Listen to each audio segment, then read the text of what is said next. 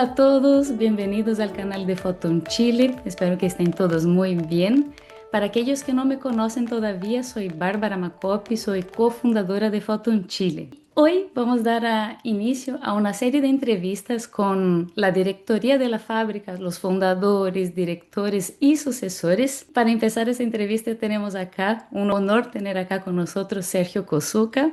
La entrevista será en portugués, pero cuando ya estén viendo ya va a haber subtítulo acá en español para que puedan acompañar. Así que, bienvenidos y empecemos. Bem-vindo, Sérgio. Muito obrigada por ter aceitado o convite de estar aqui com a gente hoje. É uma honra ter você aqui. Um prazer é meu falar com você, falar também com todos os chilenos. Também nós sabemos que outros países também estão nos acompanhando.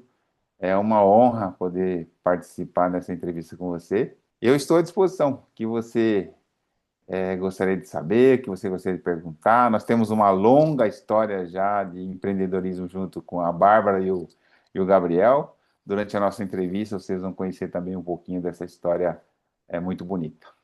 Perfeito. Então, para a gente começar, né, vamos começar pelo princípio. Gostaria que se você pudesse compartilhar um pouco da sua trajetória pessoal com a gente e como ela se entrelaça com a história da Kenkopato Photon. Muito bem. A minha história é uma história de uma mistura de colônias, né, da minha família. Então, eu vou voltar um pouquinho na história para vocês entenderem também o porquê do empreendedorismo que está no meu DNA. Eu tenho uma família de linhagem japonesa, portuguesa e italiana. Então, tem uma mistura de três nações. Meus pais são descendentes de japoneses. Eu sou Sansei. Então, Sansei em japonês é Ichini-san. É três gerações, né? O meu pai, meu avô, e meu tataravô já era japonês. Então, ele veio numa uma imigração para o Brasil, pós Segunda Guerra Mundial. No Japão foi o país que sofreu muito. Assim, se nós analisarmos com relação a sofrimento de guerra, os Uhum. japoneses sofreram muito. Então, na Segunda Guerra, Bárbara, de 45, então, o Japão ele perdeu muito a parte da essência, principalmente da sobrevivência, né? Os alimentos. Então, ele sofreu muito pós-guerra. E o Brasil foi um dos países que abriu as portas para a imigração. Então, a minha família, meus tataravós, quando encontraram essa dificuldade, então eles procuraram uma alternativa e foram estudar quais os países que eles poderiam ter uma oportunidade para poder empreender e crescer. E quando eles foram conversar com a parte do governo, quais seriam as possibilidades, tinham duas possibilidades: ou vir para o Brasil, ou a outra oportunidade de ir para a Índia. Ok.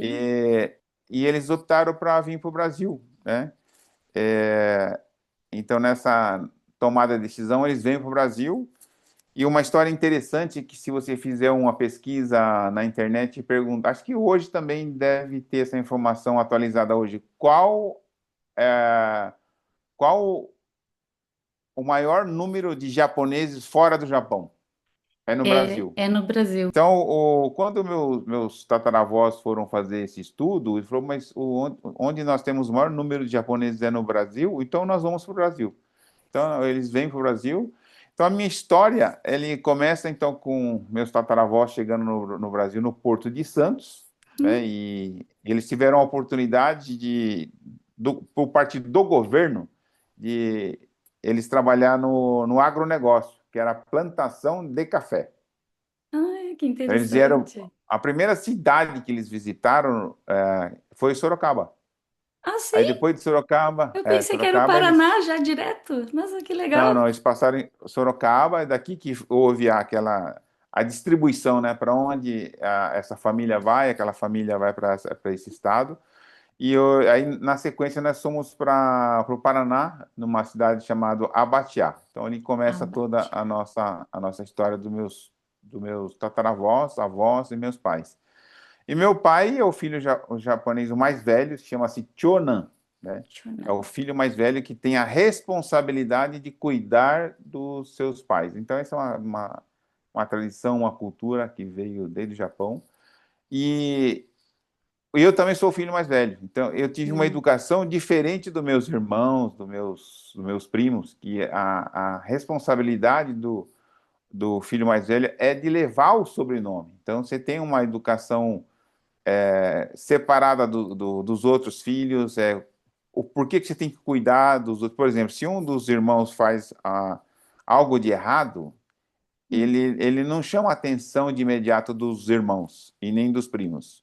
Ele me chama primeiro para conversar sobre aquele erro, aquela falha. Então ele conversa comigo o que poderia ser feito e ele me ensina a como ensinar eles, não dele Hum. chamar a atenção deles direto. Vamos Então, desde colocar entre aspas, é como se fosse uma mentoria desde bem pequenininho. bem pequeno, eu me lembro desde os meus, eu consigo me lembrar muito da minha infância. Desde os meus 5 anos eu já consigo lembrar do meu avô e do meu pai, dos dois me chamar e conversar sobre isso, né? A responsabilidade que tem o sobrenome, de carregar o sobrenome da família toda. Depois vem esses passo a passo em como no seu dia a dia você cuidar dos seus irmãos, dos seus primos, nós morávamos na fazenda, tinha muitos primos, né? Nós éramos no total, se não me engano, 11 ou 12. Ah, 12, bastante. né? Através desse ensinamento, dessa cultura, então você começa a ter responsabilidades muito cedo, né?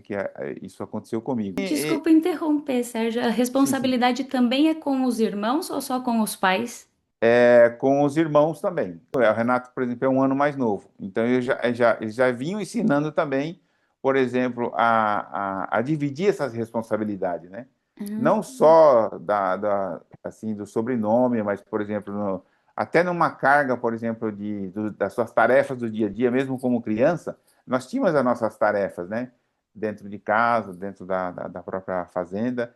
Então, ele já ia também ensinando a dividir essas responsabilidades também com os mais próximos, mais velhos, né? Então, essa cultura você já traz muito forte com você, né? Dentro hum. da família, até das amizades que você tem entre os primos, irmãos. Depois você vai para a escolinha, depois você vai para a escola, então você acaba trazendo também essa responsabilidade e também essa cultura. Esse o cuidar, né, das crianças, depois eles ensinam você a cuidar dos mais velhos. Por exemplo, quando eles me ensinavam assim, quando eu entrava, por exemplo, numa sala, eu nunca cumprimentava as pessoas primeiro, eu sempre era orientado a cumprimentar os mais velhos primeiro.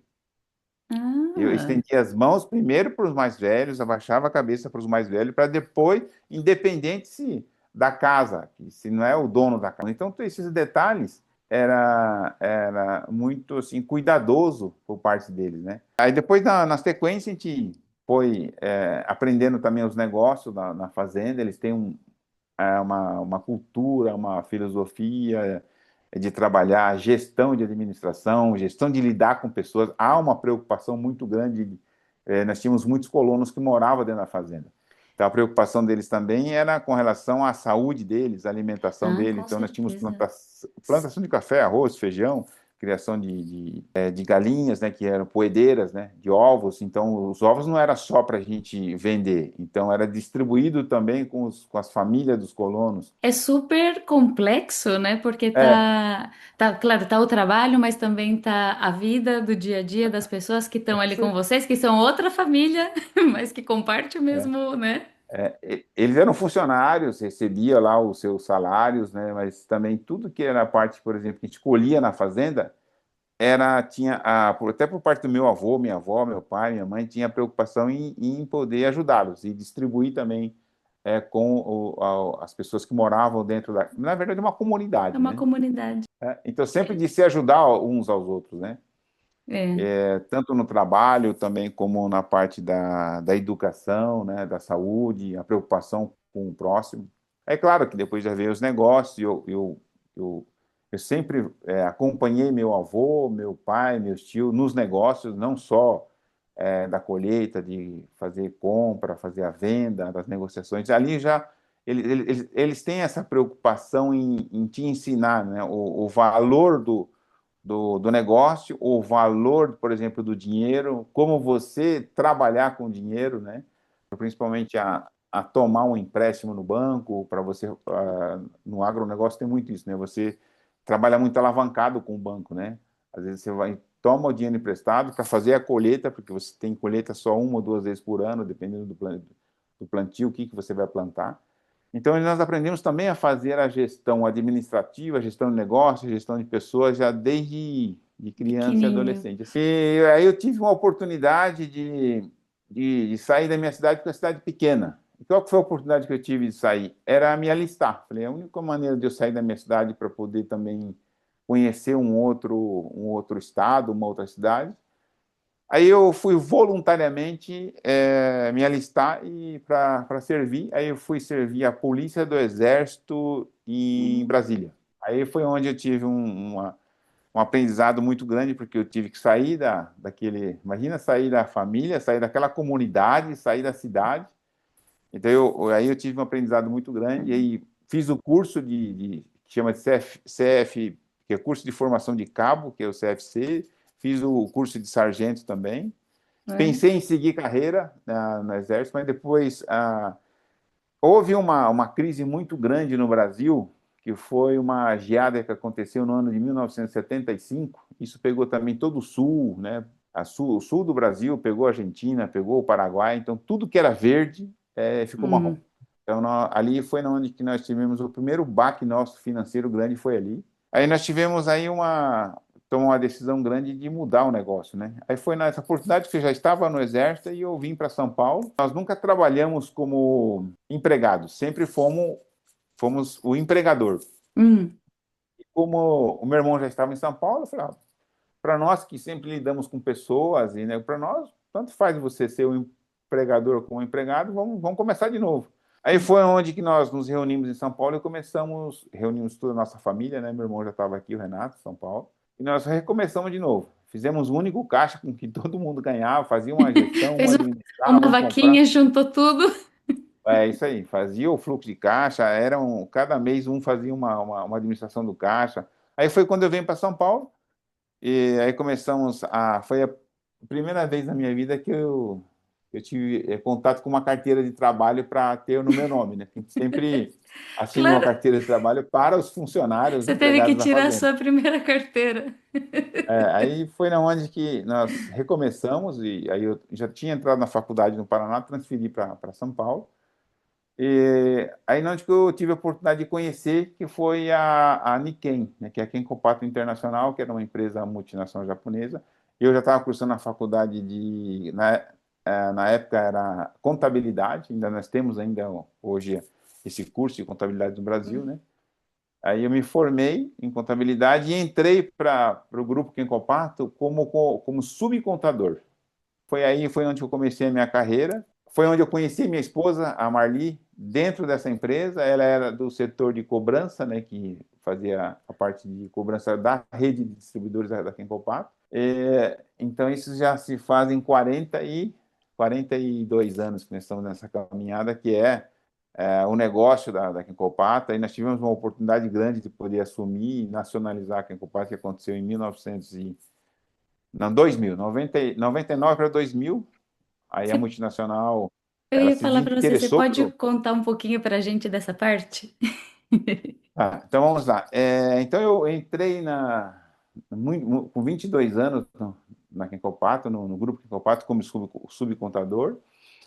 E a empresa cresceu muito, ela estava se expandindo. Então a primeira subsidiária do Japão, a matriz dela fica em Fukuoka, no Japão.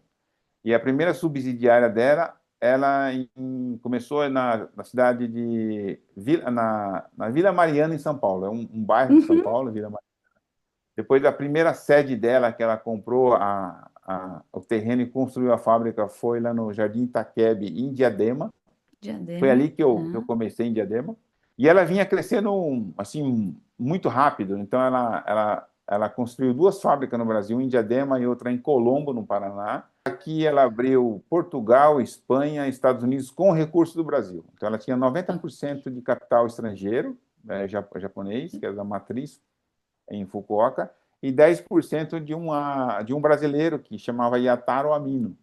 E na época, a legislação brasileira, você não poderia ter uma empresa com 100% de capital estrangeiro. Hoje já pode, né? Ah, é. Mas na época não podia. Tinha que ter pelo menos 1% de um brasileiro. O Amino tinha 10%. Aí, quando veio uma crise econômica no país muito grande, que nós chamamos aqui no Brasil chamado de Plano Collor, houve um confisco de todo o dinheiro brasileiro e onde a matriz japonesa teve que colocar muito capital na época. Ela colocou capital aqui durante um ano. O Plano Collor aconteceu em 1990. Aí, no 91, 92, já teve que colocar muito capital, mas mesmo assim ela se sustentou até maio de 1998. Foi quando ela encerrou a sua Hum. atividade. Por que ela encerrou? Porque ela estava expandindo para todos os países, já estava, se não me engano, acho que em 12 países na época, e ela tinha um plano para abrir capital aberto nos Estados Unidos, do Grupo Mundial. Ah, E quando você vai entrar para o capital aberto, você não pode ter nenhuma empresa no grupo com uma estrutura financeira ou com uma estrutura ruim que o Brasil estava, né? Ela cresceu muito, mas o faturamento estava muito baixo, já estava já de 90 até 97, que nos começaram a fazer o plano para abrir capital. Já faziam 7 anos e aqui não conseguia levantar, né, hum. o faturamento. Então ele falou: a melhor decisão é encerrar as atividades do Brasil. Então é fechar a fábrica no Brasil, mas sem dever nada para ninguém. Então Hum. foi nessa. Por isso que eu falo que o empreendedor, Bárbara, então vocês também estão nos Aí ouvindo, já fica tanto uma aí no lição. Chile, todos vocês da América Latina, e serve também para o empreendedor no geral. Eu penso assim que as maiores oportunidades que você vai ter na sua vida é quando vai acontecer as grandes crises. Porque crises Ah, no país acontece todos os anos, 2, 3, 4 crises, mas grandes crises, vamos falar grandes crises. Essa, por exemplo, de confiscar o dinheiro do povo brasileiro foi uma grande crise. foi. Você pega, por exemplo, a pandemia foi uma grande crise. Então, essas grandes crises que você tem que estar preparado, são as grandes oportunidades que você vai ter na vida. Foi o que aconteceu com nós e a nossa família. Quando deu esse plano Collor, que ficou 7 anos injetando capital, e se a matriz não tomar a decisão de abrir capital aberto, nós não teríamos essa oportunidade. Por que nós tivemos essa oportunidade? Porque os produtos dos colchões Quem Compacto, na época, ele tinha 10 anos de garantia. Ok. Então, uma multinacional, você não pode encerrar as atividades industriais e ir embora. Você tem que dar a Ah, você tem que garantia de cumprir a 10 anos, garantia. 10 anos e repor as peças dos produtos mais 10 anos. Então, essa era uma norma. Então, foi quando claro, você tem que estar preparado. Eu lia muito, eu estudava muito, eu conhecia o mercado. Falei: olha, como vocês vão ter que dar a garantia do produto, eu assumo a garantia dos produtos, Hum. mas eu não vou ter condições se vocês não me venderem as máquinas. Ah, Aí foi na claro. onde que eu tinha um procurador que estava no Brasil para encerrar as atividades, um procurador da matriz do Japão, veio uma diretoria dos Estados Unidos, inclusive, para fechar. E foi na onde que eu dei uma proposta para ele. Eu falei: olha, eu estou há muitos anos com vocês, e então vocês não precisam me indenizar. Nós vamos fazer um encontro de contas e Uhum. vocês me cedem os seus ativos, que são as máquinas, não o passivo, não o CNPJ da empresa. E, em contrapartida, e o que eu vou receber depois, a gente faz um encontro de contas e vocês emitem as notas fiscais vendendo para mim os seus ativos para que eu possa dar continuidade. Só que Claro. na época eu faço um pedido um pouco mais agressivo, acho que todo empresário tem que ser assim, né? Eu peço a marca, que é a Ah, marca Quem Compacta. Aí eu fui para uma outra parte que é do emocional, porque quando o presidente desembarcou no Brasil, que é o Isamu Matsuda, ele já faleceu, né? é. Ele trouxe uma filosofia que vocês conhecem bem, que é as 5 saúdes, nós podemos conversar com ela mais para frente, delas mais para frente, que ele desembarca no Brasil para essa empresa ser centenária. Ah, Então eu esse falo assim, era o plano senhor, desde o começo. desde o começo. Então, foi onde que eu entrei, na última linha que eu fiz a proposta. Eu falei: ó, o senhor fez uma promessa no Brasil que essa empresa ia ser centenária. Então, eu com a minha família, vamos dar continuidade da empresa ser centenária. Por isso que eu preciso da marca. Aí a pessoa que era, ele chama Paulo Sakuma, né? Ele falou: Kozuka, Eu vou traduzir para você, que ele tanto falava japonês como ele escrevia, né? E eu vou mandar o fax. Mas eu posso ser sincero para você? A marca é um valor intangível. Isso nem pai faz para filho, cara. Hum. Mas eu vou tentar, eu vou mandar. E ele fez o fax, assinou, se assina comigo aqui, que eu vou mandar o fax para o Japão. Aí no outro dia ele recebeu uma ligação do presidente Massuda para conversar com ele, e ele já conversou com a diretoria do Japão, quem que era a minha pessoa, né? Meu pai trabalhou comigo também na época, ele já buscou as informações. Aí ele liga para o Sakuma, eu não estava nessa reunião, porque ele ligou no escritório do Sakuma, e lá era de dia, aqui era à noite, né? Hum. É o contrário, são 24 horas. Ele pede uma semana para poder pensar. Aí o Sakuma liga e fala, ó, o Massuda deu retorno e pediu uma semana para pensar. Eu falei, tá bom. Aí passou uma semana, ele me liga. Ó, você pode vir aqui no escritório, porque ele vai fazer uma conferência às 8 horas da manhã aqui, que é 8 horas lá da noite, está encerrando o expediente, mas ele vai ficar até mais tarde para poder falar online Hum. com nós via conferência aqui, não tem câmera, né, hoje. Era um, Claro, era um telefone, era o telefone. era um telefone que ficava assim com umas caixinhas de som, sabe? Aham. Essa era que é a teleconferência na época. Ele vai te Teleconferência. ligar 8 horas. Aí ele liga. Ele falou que conversou com os diretores que trabalhou na época aqui, que é o Inoue, com o Ariasu, o outro japonês, o Kawashima, mais uns 4, 5 japoneses que trabalharam comigo aqui. Ele Ok. levantou todas as informações e falou, olha, ele, e o Sakuma traduzindo para mim, ele falou, só tem um pedido que ele quer fazer para você, ele já aprovou, mas que você, um dia, se você resolver vender essa sua empresa, ou se você entrar, por exemplo, hoje, nós chamamos aqui de, antigamente falava concordata, ou uma recuperação judicial, por processo judicial, que você, então, retire a marca da empresa e devolva para ele. Não deixe a Hum. marca entrar em falência. Eu falei, é o único pedido que ele vai te pedir, porque a Ah, marca é mundial, né? Você pode prejudicar. Ele falou, eu prometo. Ele falou, só que ele não tem que fazer um documento disso. Eu falei, tá bom. Transferindo as marcas, né, e essa responsabilidade. Aí foi na onde que eu tive, por isso que eu falo que as oportunidades, ela vai vir nas grandes crises, e você tem que estar preparado. Eu estava ah, preparado. E foi na onde que nós assumimos a fábrica. que legal. Kozuka, o que te impulsionou a fundar a Kenkopato Photon? E houve algum momento chave, assim, que mudou tudo? Assim, o que me motivou e me motiva até hoje é o negócio. Como eu contei a história para vocês da multinacional, enquanto eu estava na parte de gestão de administração, é uma empresa como as outras. Fabrica produtos, entrega produtos, tem despesas, tem as vendas, tem o lucro, com o lucro reinveste na empresa, distribui dividendos para o sócio e assim por diante. Mas o que me chamou a atenção foi quando eu fui por um treinamento, né, que hoje nós chamamos de Silver Training. Então, no treinamento, foi uma técnica que eles trouxeram do Japão, é um treinamento de imersão de 2 dias, e eu fui, no começo, a participar para ajudar eles a executar o treinamento, em japonês e traduzido simultâneo em português. E quando eu fui vendo o conteúdo todo, eu vi o primeiro treinamento, vi o segundo, o terceiro, o quarto, eu vi que era um treinamento que ele não tinha nenhuma ligação com um produto ou um negócio. Era um treinamento que era para o ser humano ele se entender e ele encontrar suas falhas e melhorar de vida, independente do negócio. Lembra quando eu contava aquela cultura para vocês lá da fazenda, que a gente se Uhum. preocupava muito com as pessoas, né, em dividir, em distribuir, ajudar quando estava doente, quando se machucava. Então, esse treinamento, ele fazia com que o ser humano ele se encontrava o que ele veio fazer nesse mundo? Não só como lado empreendedor, mas como pessoa, como família, como ajudar as pessoas. E foi ali que me despertou. Eu falei, não, Hum. essa empresa, ela tem algo diferente. E foi onde que eu fui começar a estudar os treinamentos.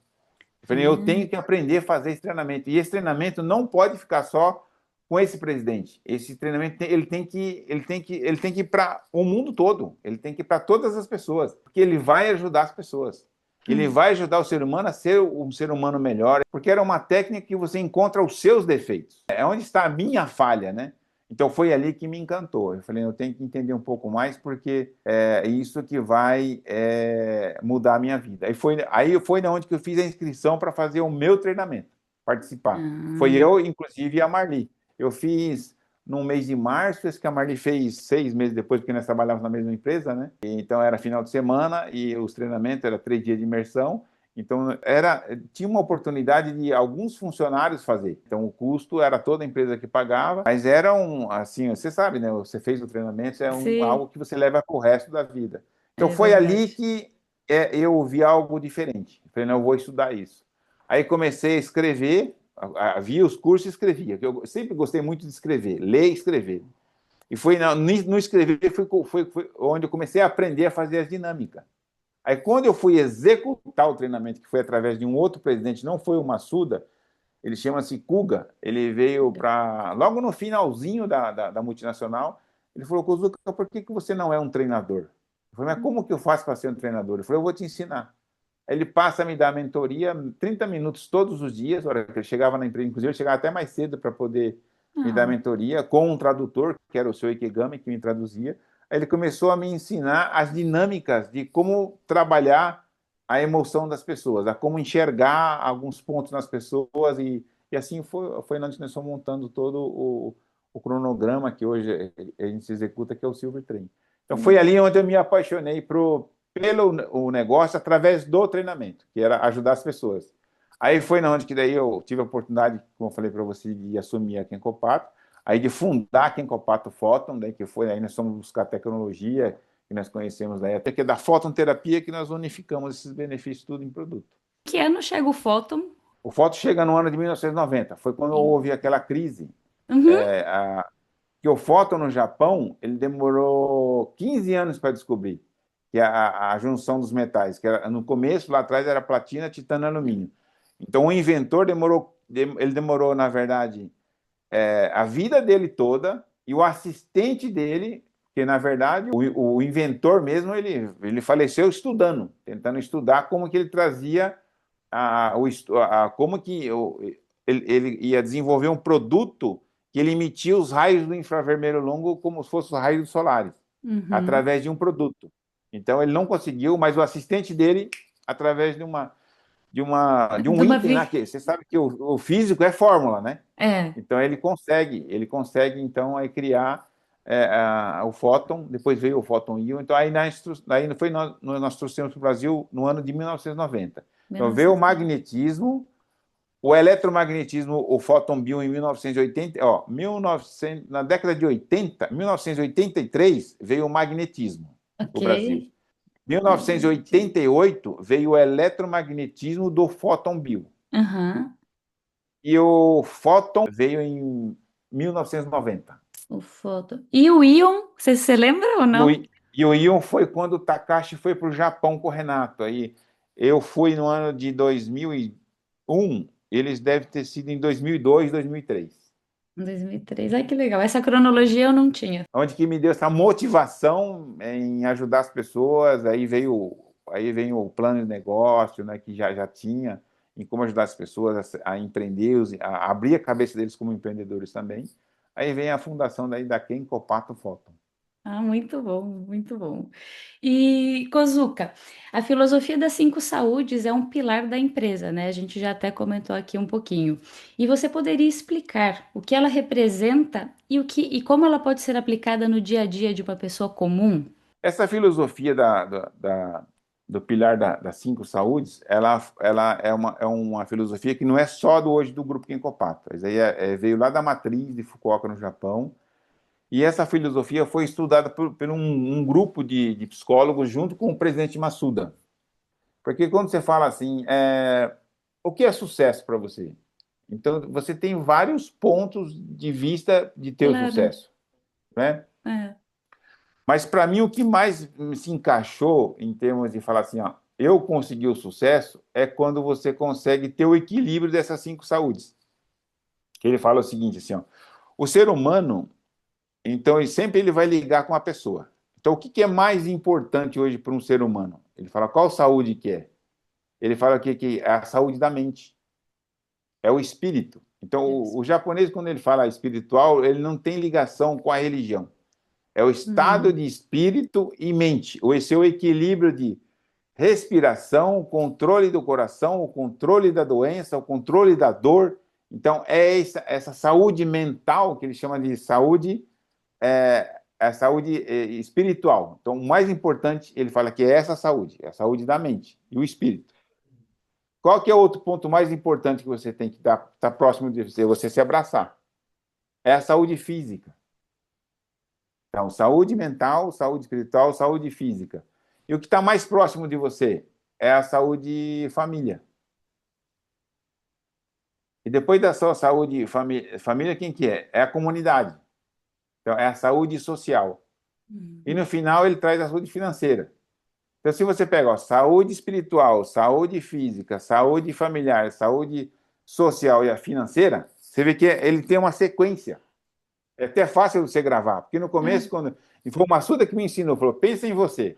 O que é mais importante para você? É a sua saúde mental. Se você perder a sua saúde mental, Claro, você não faz o nada. restante nada, não vai ter nada. Hum, E você, a sua saúde mental tem que estar ligado com o espírito, que é o quê? Ou através do...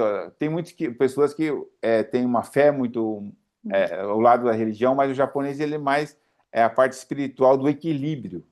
Aí a outra saúde é a saúde física, a saúde da família, a saúde social e a saúde financeira. Ele fala, não adianta você ter 100% de saúde espiritual e a sua saúde familiar é zero. Você uhum. não dá atenção para sua família, você não convive com ela. Então ele fala, o ideal é você manter o equilíbrio. Se você conseguir ter um equilíbrio de nota acima de 7, que é o Não, ideal para todo mundo, você está de parabéns, né? Porque seria. né?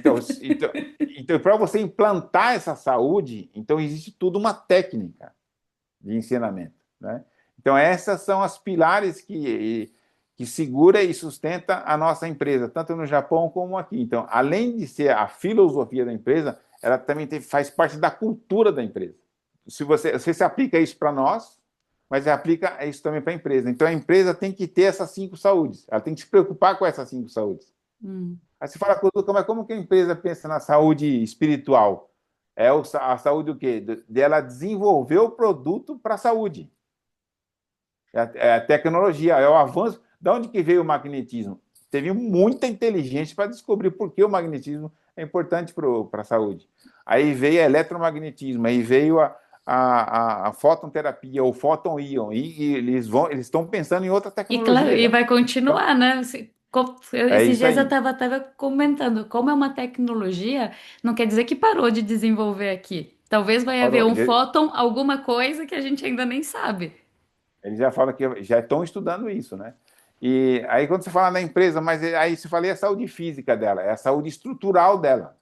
Onde ela está? Uhum. Onde que está o financeiro, compras, vendas? Essa é a espinha dorsal do que dá? Da saúde física da empresa. Onde ela está fisicamente? O que ela representa?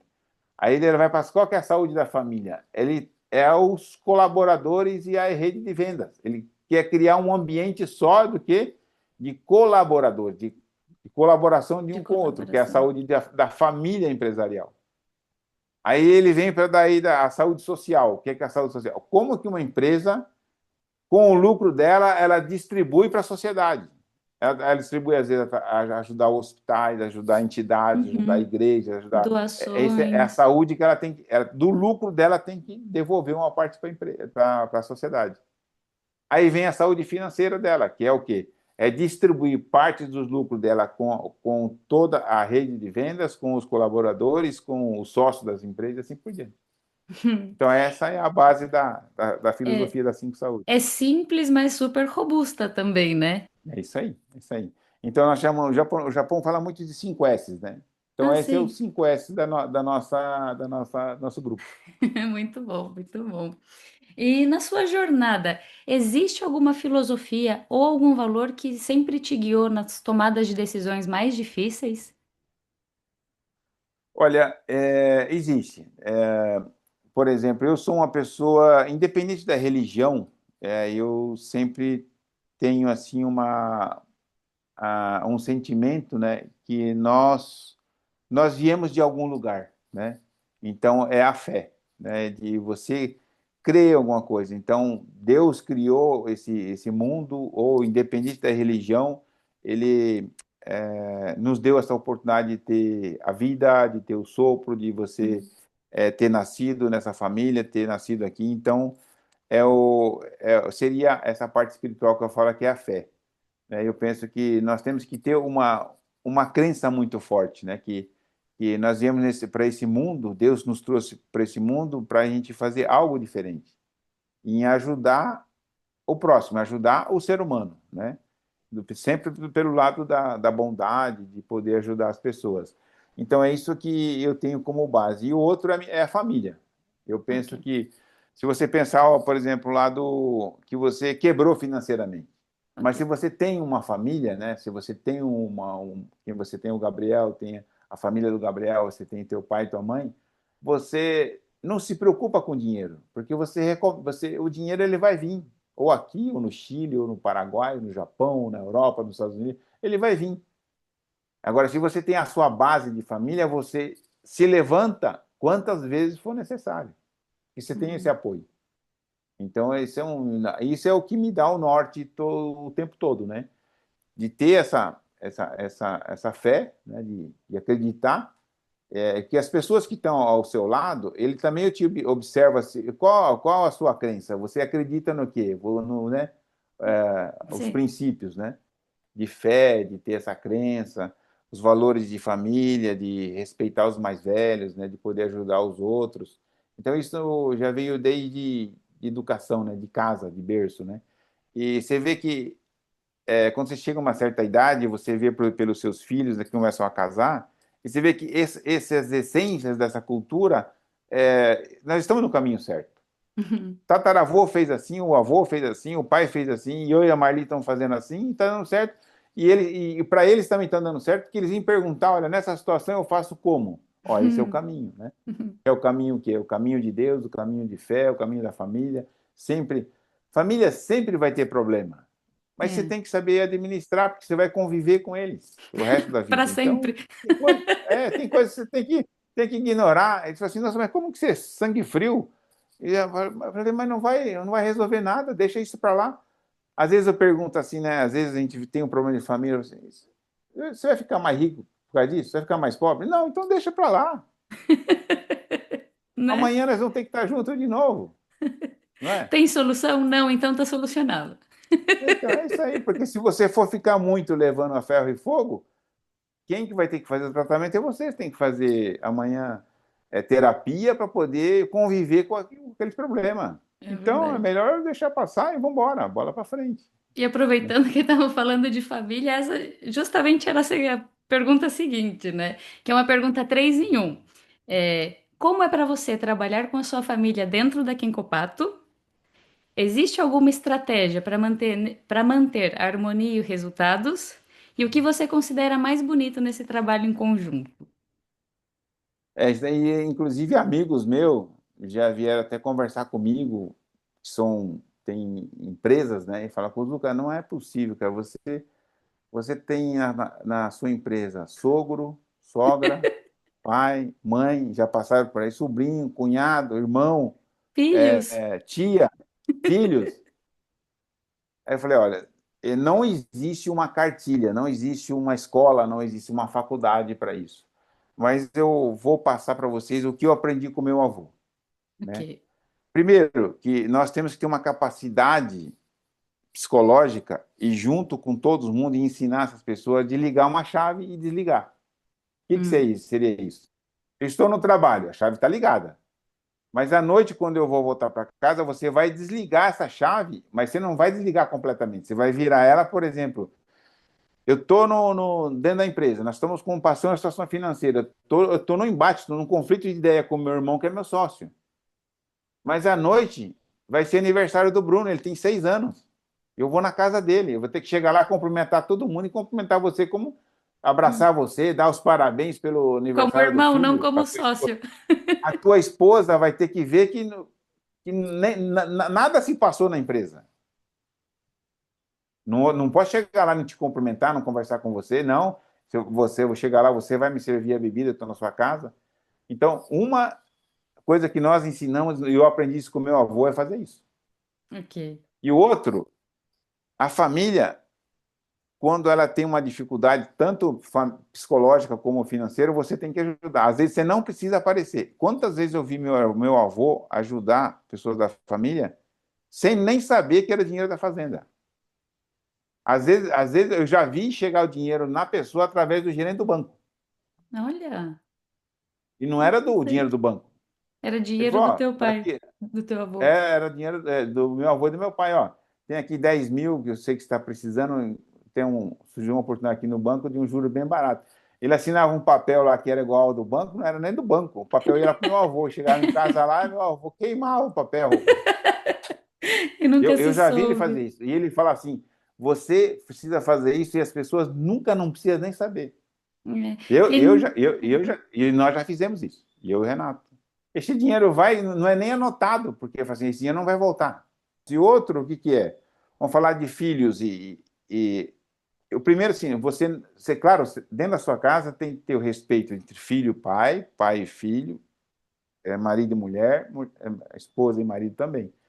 Só que uma das coisas muito importantes que eu fiz com meus filhos, e até eu converso muito com eles, é uma coisa assim, é ser amigo do teu filho. Vou falar alguns exemplos que muitos pais não fazem. Por exemplo, o teu filho ele vai para uma balada com os amigos dele e ele fala assim: seu pai, você vai me buscar? Tem filho que não vai nem perguntar isso para o pai. Você pode me buscar às 3 horas da manhã? Ele vai falar que não. E eu já sempre fui o contrário: ó, vocês vão, qualquer perrengue que vocês tiver, não importa o horário, vocês podem me ligar. Se vocês não encontrar carona, vocês podem me ligar que eu vou lá, mas liga só meia hora antes que eu vou estar lá. E sempre foi assim. Por exemplo, na época de eles ir para a escola, de manhã, tinha que estar lá 7h30, então você tem que acordar 6 horas até. Eu falei, não, eu vou com vocês, eu vou levar vocês. Mas o que você vai fazer? Não, nós vamos conversar outras coisas, não vamos conversar, não contar história. Então você tem que ser amigo deles. Né? Porque na hora que o negócio pegar, eles sabem que você tem ali o pai como um amigo dele. Agora, na hora de você conversar de pai e filho, agora, espera um pouquinho, ó. Amanhã você se prepara, nós vamos conversar um assunto sério. Eu sempre falei assim, ele já sabe que o negócio é sério. Aí é pai, ó, o que você fez aqui está errado, isso aqui é o certo. Agora, esse erro aqui você vai corrigir. Como é que você vai corrigir? Eu vou te ensinar você a corrigir. Talvez você vai corrigir mais para frente, mas isso aqui você vai ter que corrigir dessa maneira. Hum. Então, é um dos pontos que deu certo na família e dentro dos negócios, foram assim. Primeiro é separar. Psicologicamente, eu falo, mas como que faz isso? Você tem que treinar, isso é Tem que treino. treinar, né? É difícil às Tem que vezes. treinar. Na verdade, no começo é mais difícil, aí depois você vai aprendendo e vai ficando mais fácil, né? É isso aí. Aí um dessas pessoas, eu falei assim, ó, vou fazer uma pergunta para você. Você já brigou com a sua esposa? Eu falei, André, perdi a conta. Eu falei, quantas vezes você já dormiu brigado com ela? Muitas vezes. Quantos dias você ficou sem conversar com ela? Muitos dias. Agora, você combinou com ela o seguinte, assim, ó, nós podemos até brigar. Nós podemos ficar até um dia, mas nós não podemos deixar virar 2 noites sem conversar. Esse tá um bom Se você, acordo. se você combinar com ela isso, por mais que um esteja errado, o outro não, mas vamos conversar, vamos ajustar. Você vai ter diálogo. Para dar certo dentro dos negócios com família, essa foi uma das primeiras regras que eu desci. Eu falei, ó, nós vamos trabalhar todo mundo junto, mas nós vamos ter que aprender a virar essa chave. Eu falei, Cuzu, como é que eu faço isso? Mas nós vamos fazer isso junto. A primeira briga que nós tivemos hoje, ó, amanhã nós temos aniversário junto, quero ver como é que você vai se comportar. Quero A você gente já feliz e falava. contente. Então, aí o cara já ia para lá, falou, putz, como é que eu vou me virar amanhã? Tem situações que até nós conversamos depois, eu falei, puta, Cuzu, você sabe que eu pensei nem no aniversário por causa disso, cara? Eu tava, mas imagina, eu tava mal, cara. Hum, Mas muito mal. Mas chegar lá, ter que cumprimentar, aí chegar lá, cumprimenta e depois passou. é. Aí toma mais um aqui, cumprimenta aí no outro dia. Enfrentar esses problemas que é difícil, mas se você tem uma conversa antes, por exemplo, vou dar um exemplo para você e o Gabriel. Vamos supor que vocês fazem um acordo, né? Eu fiz esse acordo com a Marli, falei assim, ó, se você receber uma cantada de alguém, você Ah, chega em casa e fala assim, tá. ó, hoje recebi uma cantada. Você vai arrumar confusão na certa, você sabe, mas você vai estressar. Antes de chegar em casa, você está estressado, porque você É, fala, né? Você já, como é que puta, eu, vou ter que como é que eu vou falar. falar? E Exatamente. se for uma pessoa que é próximo, um amigo, Ai, pior. entende? Por que você vai deixar o negócio complicar se você pode falar, não, nós já combinamos. Falar, ó, lembra daquele episódio que nós conversamos? Então, aconteceu hoje. Talvez vai se afastar, talvez vai romper, mas é importante isso, porque você vai colocar uma trava. Assim, ó, Uhum. daí, porque como que um casamento acaba? Porque você não resolve esse problema de casa e vai levar o problema para outras pessoas. É. Ah, eu fui me desabafar. Então você é incompetente. Mas como é que você vai desabafar um problema seu com pessoa de fora? E outra coisa também, acho que na família, que é um exemplo que nós temos na nossa família, é o seguinte: o casal nunca deve levar o problema para os filhos. Ah, E nunca brigar na frente deles. Tem muitas pessoas da minha família até hoje que falam assim, vocês dois nunca brigam? Não, na frente dos outros, nunca. é. Mas você tem os seus problemas, concorda? Claro, Então, com são coisas que certeza. vocês fazem em acordo entre o casal ou até numa empresa familiar. E outra, na empresa familiar, a empresa é a empresa. Então, tudo que nós combinamos na empresa, nós escrevemos. Nós temos um acordo de cotismo que deve ter hoje umas 100 páginas ou mais. Hum. Lá está tudo escrito. Se acontecer, por exemplo, de eu vir morrer hoje, aqui conversando aqui, eu tive um. Já está tudo lá escrito o que tem que ser feito. Todo mundo já Ele não, sabe. não vai se preocupar, já sabe o que tem que fazer.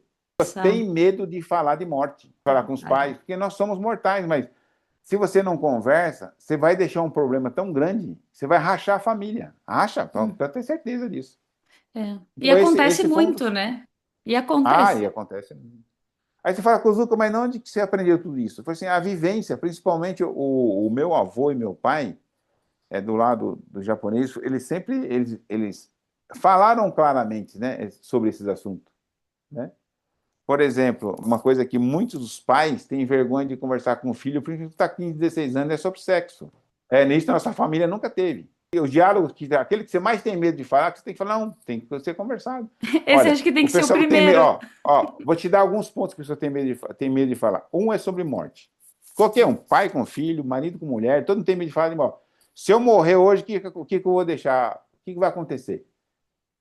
Não, eu vou deixar escrito já o que eu quero que você faça. Já começa a pensar assim. Tem pessoas que começam até a suar frio porque está falando disso. Outro, É. é, falar com os filhos sobre sexo, falar sobre droga, falar sobre dinheiro. Tem que ter respeito pelo dinheiro. Muitas famílias não falam sobre dinheiro. Conversa sobre o problema. As pessoas, ela vê problema, ela quer fugir do problema. Não, tem que enfrentar o problema. Enfrenta os problemas pequenos primeiro, que depois os grandes fica mais fácil. Essa é uma muito boa dica.